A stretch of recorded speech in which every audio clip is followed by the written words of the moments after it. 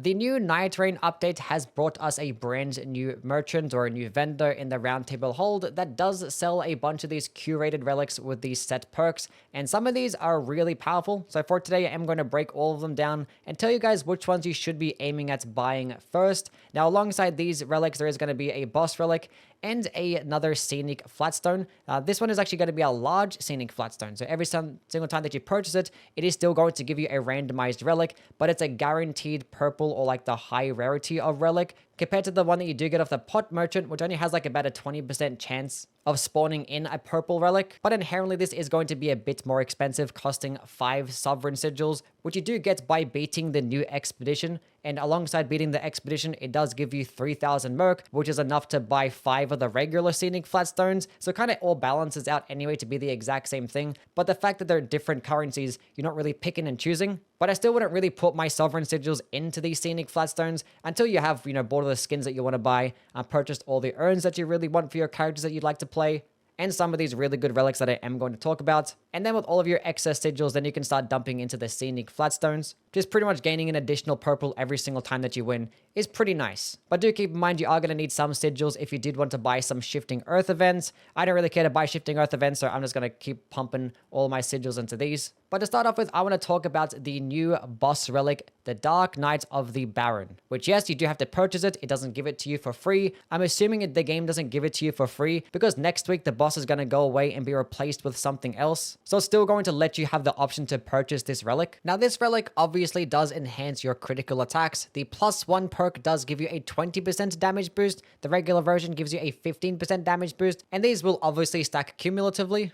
There is also the critical hits earn runes, but this perk kind of sucks because it's only 300 runes per critical attack, which for comparison, just killing like a random trash mob gives you 1,000 runes. Now I did actually run this relic multiple times with many different characters, and it definitely is going to perform better in solo play than it is in multiplayer. Because one, in multiplayer, enemies have a lot more poise, and it's hard to predict what your teammates are going to run, whether they'll also have some good stance breaking potential. And even if you do get a stance break, you're not even likely to be the person that actually ends up getting the critical attack. But when it does come to solo play, I think it does pair best alongside the Guardian.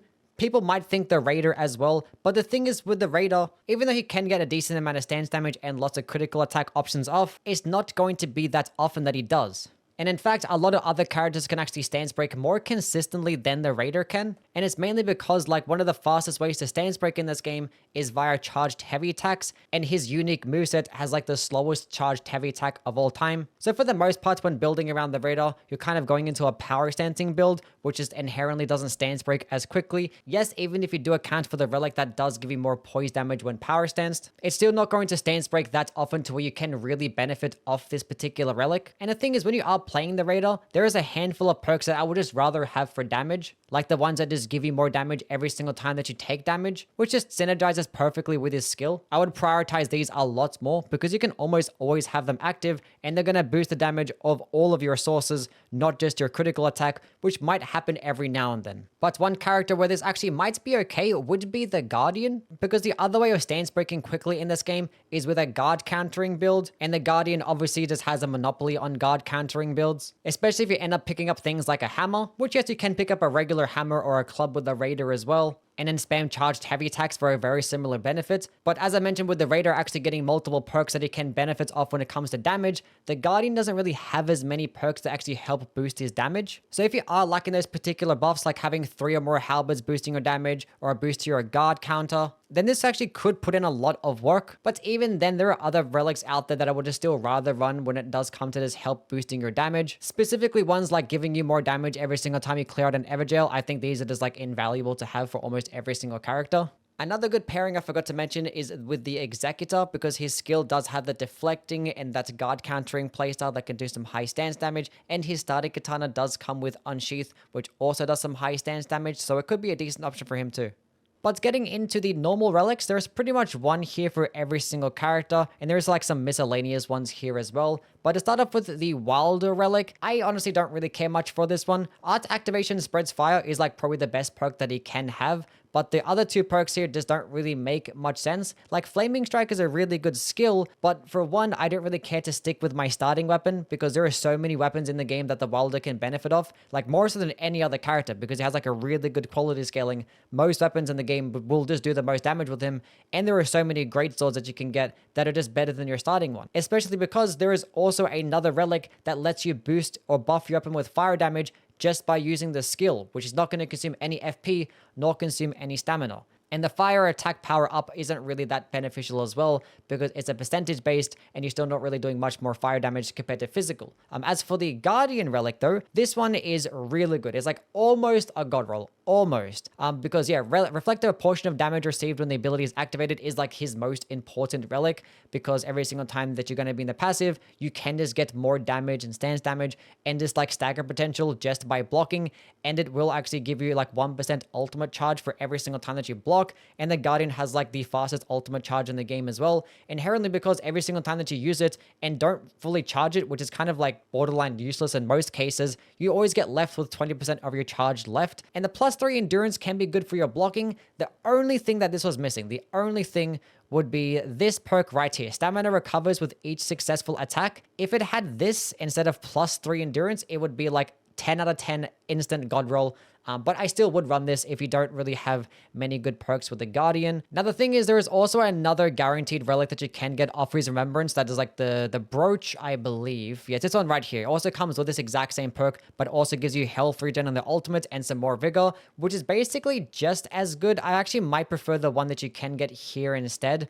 Because I think just having that better, more ultimate charge and a bit more endurance, I think is a bit more valuable than like the little bit more vigor and like the health regen in the ult. Although that health regen does actually extend to your allies. So if you're playing in multiplayer, I would rather have the brooch, but I would actually run this one if I'm playing solo. As for the Duchess Relic, yeah, don't really care about this one much either because I don't really like this perk at all. Because all it really does do is make you a bit harder to spot when landing a critical hit, but you still are visible to enemies. And honestly, improved critical hits is only going to be useful against like, you know, trash mobs when you're getting backstabs off, because the Duchess isn't going to really have the best stance damage against a boss. But when it does come to the Duchess, if you wanted to have some type of like survivability or turning like invisible, you can use like the Caligo boss relic, which actually does make you invisible when proccing Frost, which you could do way more often than actually landing a critical hit. And also just having just relics that just help boost the damage of your skill as well. I just think that is also better. So I don't really care much for this one.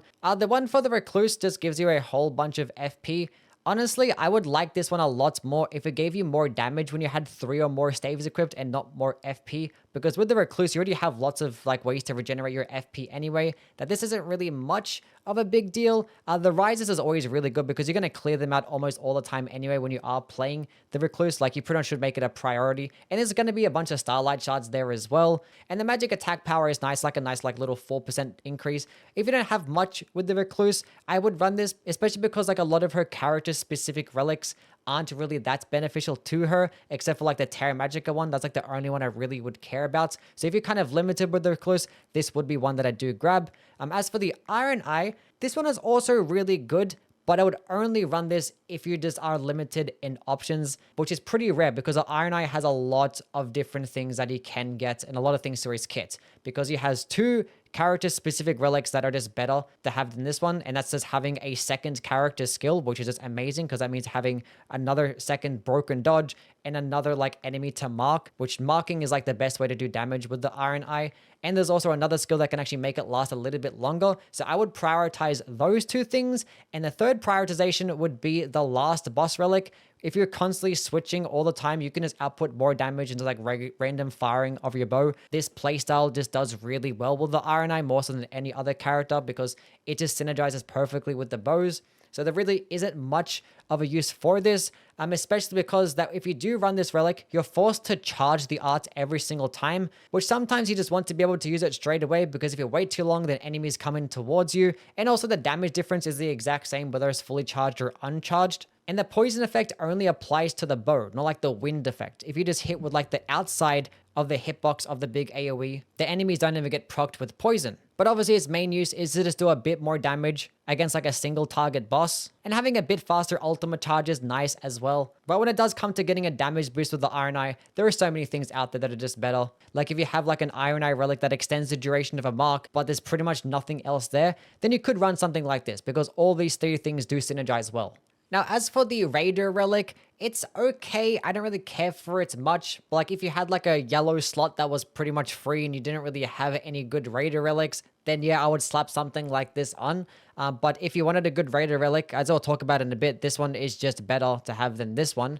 Because the duration of the ultimate art extended doesn't really do much because the totem that gets spawned in isn't really that good. It's kind of like annoying for the most part. It gets in your way. Now it does actually increase the duration of the buff as well, which is that 15% damage buff. And this relic perk would actually extend it by like an additional 10 seconds. But the thing is, I've already mentioned that there's so many damaging based perks with the Raider that you can run that would just end up being way better than this if you were to rely on the damage. And the improved colossal weapon damage isn't the best thing either because you're just as likely to find things like great hammers and great axes, which they're all going to get the same moveset. And if you're going to be power stancing, which is like the preferred way to play, the great hammers and the great axes do get faster movesets while only doing like the slightest bit less damage, sometimes even the same stance damage or the same damage, depending on which of the great hammers or great axes that you do end up going with. So being that you have like a very high chance of not actually ending up with a colossal weapon, there's not really much of a benefit when it comes to this particular perk. And the plus 3 endurance is like just okay. Like this relic is just way better when it does come to playing with the Raider. Now when it does come to the Revenant relic, this one is definitely much better to have in multiplayer. And the funny thing is, the first thing that I thought of when I saw this relic is how would it be if 3 Revenants were all on the exact same team using this particular relic? Because it does sound pretty broken. Now the main relic actually does boost you and your allies with a bit more damage for 30 seconds, which obviously by yourself, you're not going to really benefit of as much, especially because there are lots of like relic perks out there that can actually help boost your damage more so than this can. But obviously when your allies are involved, it becomes a lot more beneficial, especially with the second perk that actually has the items confer the effects to all nearby allies. So the funny thing is, if you have 3 Revenants on your team, you guys can keep alternating your buffs to pretty much just always have lots of damage. You guys can keep spamming your Starlight Shards every single time that you use like a spell. Then everyone pretty much always has a whole bunch of FP. And then you're just like spamming spells, spamming items, have like 3 sets of summons out on the floor as well. And there's like 6 people is doing a whole bunch of damage. It sounds like a pretty fun experience. I definitely want to do this with some team at some point. So if you are a Revenant and you do plan on playing a lot of multiplayer, I would definitely make this a priority. Now, as for the Executor relic, this one is the perfect relic that you can potentially get when it comes to using the character skill. Now, the thing is, the character skill is very niche and not that powerful because yeah, the Executor has an S-scaling, an arcane, and dexterity. And the best way to just kill enemies would just be using like status effects on a katana and then shredding everything. Like the Executor is like a top 3 character in this game because he has like the highest damage output and can melt everything really quickly. But when it comes to using his skill, it makes the fight just last a lot longer. Now, the utility is still really good when it comes to like, deflecting attacks, surviving certain types of boss combos, certain like really quick enemies like Banished Knights that you can't really like melt the entire time just by spamming R1 with a katana. It can come in clutch there. And if you were planning to fight like a particular Night Lord boss that was really susceptible to actually deflecting playstyle, maybe like the final boss or like Libra, like enemies that are typically smaller and attack really fast, those are the ones that are going to be like weaker towards a deflecting type of playstyle. And then I probably would run something like this, especially because it is a yellow stone. And like the meta when it does come to Executor is running the Sentient Pest relic, running the Caligo relic, which is going to give you poison and frost and give you a damage boost when you proc those things. And when playing the Executor, you're going to get ridiculous amounts of damage. And in your third slot, you could run something like this. Or you could run this one, which is the Evergel boosting one, which I'll get into as I've been teasing the entire video. Like Evergel buff is just amazing. But yeah, that's pretty much covers all like the character specific ones. Now when it does come to like the miscellaneous relics, this one right here, I don't care for at all. Like just having more damage negation at low HP or like health regen at low HP. I don't think it's worth building around like staying alive at low HP because when you're at low HP, you're just going to heal up anyway. Like it can come in clutch sometimes when you're out of flasks and you get like weak. It's cool, but yet no, I just don't care to run this at all. In terms of this one can be pretty decent. Obviously with a 2-handed playstyle to actually get good stance breaking that has like initial standard attack, which if you don't know, it boosts your first light attack in the combo by about 12%. This one is kind of meant to be for like the raider. But the thing is, as I mentioned, I don't really care to have his like really long and sluggish type of moveset, and I would much rather have him be power stanced. Unless you were to pick up like a Colossal Sword, like a Zweihander or a Guts' Great Sword. So honestly, if you were to plan to use like those larger types of weapons, like a Great Hammer, Colossal Weapon, Colossal Sword with the Wilder, then this actually would be a really good perk to run. But the thing is, there are so many really good perks of the Wilder, and you don't want to always limit yourself just to using one particular type of weapon, when he's good at pretty much using everything. Like, just use the best weapon available for the Wilder. But this one right here, this is pretty much like the Raider bread and butter. This is the one that you pick up and you just build around this one, and also build around the ones that actually do give you more damage when you take damage yourself. If you have those two things, you're set. You don't need anything else. Just go ahead and try and find like 2 Great Hammers or 2 Great Axes, even 2 Colossal Weapons, and then go ahead and spam. Because as I have mentioned, the two-handed moveset doesn't really do that well. But the power sensing combos are still going to be the exact same. But there is going to be a couple of downsides when it does come to power sensing. And that's 1, the stance damage is not going to be as good. And 2, the stamina cost is going to be a lot higher. And what does this particular relic do? It kind of brings the power sensing playstyle of stance breaking a little bit more in line with two-handing, and it gives you a whole bunch more endurance and more stamina on every single attack, and the fact that you're hitting with 2 weapons at once, meaning you're actually getting a pretty decent chunk of stamina back too. This is an instant must-buy with the Raider 100%. And another instant must-buy would be this relic right here for pretty much any single character. If you don't already have like a really good relic giving you more damage with Evergel Prisoner Defeated, then pick this one up. If you feel like you're lacking damage, this is the playstyle. This might be the single best relic perk in the entire game, because every single time that you clear out an Evergel, it gives you a permanent 5% damage boost. And this is a cumulative buff. Therefore, if you clear out like 4 Evergels, you're getting over 20% more damage. I just had a run today where I cleared out 6 and got a 30% damage boost, and this destroyed everything. And that is a better damage boost that you can get of anything else in the game. And if you actually end up knowing where all the Stone Sword keys tend to spawn in, and if you have a perk that starts off with a Stone Sword key, which this thing does do, you're going to be set so far ahead, and you also don't have to waste much time looking for things like scarabs or treasure chests, because all of them are already marked on the map as soon as you step foot into the expedition. Like, it's not going to be the most broken set of perks in the entire game, especially because there's nothing that's really character specific. But that's also going to be the beauty of this relic. You can use it with literally anybody. And when it does come to the last relic, we have a whole bunch of Starlight Shards.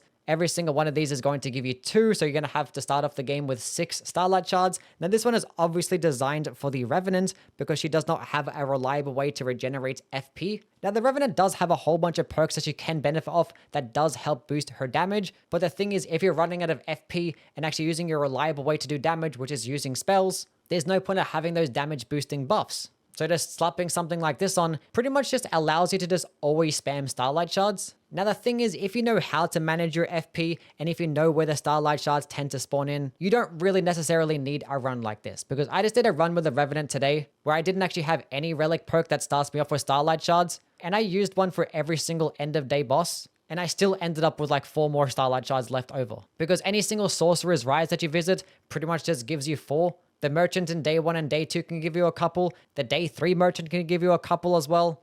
Like, there are so many Starlight Shards that you can acquire. And the way I like to play the Revenant is like this, leveling up my main claws, have them poison infused. I poison the boss first, and then I switch to my efficient spells, and then use my efficient spells to just melt the bosses. Now that is somewhat of like a limiting playstyle. If you actually wanted to like spam really like hard hitting spells that cost a lot of FP, then yeah, go ahead and use this. But if you do have a pretty set plan and you know what you're doing with the Revenant, this honestly really isn't that necessary. But anyway, that is pretty much us now done with this whole like relic breakdown. I do plan to make some more relic videos in the future, so if that does interest you, please do like and subscribe. And also, if you guys haven't already, do check me out on Twitch. I'm live there every single day. If you want to ask questions, just ask me there. And I'll probably be doing like a whole bunch of challenge runs there as well, probably still doing my no-hit runs. So definitely do pop by. And catch you guys around. See yous.